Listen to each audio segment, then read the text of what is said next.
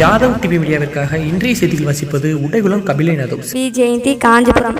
கோவில்பட்டி அருகிலுள்ள லிங்கப்பட்டி கிராமத்தில் மின்சார கம்பியில் அடிபட்டு கை கால்களை இழந்த சின்னராஜ் குடும்பத்திற்கு யாதவ இளைஞர்கள் பாதுகாப்பு பேரவை மற்றும் யாதவ சமுதாயம் வரகனூர் சார்பாக நிதியுதவி வழங்கப்பட்டது.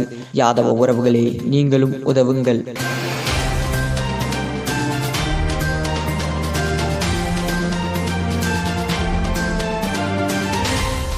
செங்குளம்பட்டி கிராமத்தில் நடைபெற்ற வட்டத்தில் அண்ணன் பனங்காடி ராஜசேகர் யாதவ் நினைவு குழு பல வெற்றி பெற்றார்கள். என்றும் நம் அண்ணன் நம்முடன் வெற்றி பெற அனைவருக்கும் வாழ்த்துக்கள்.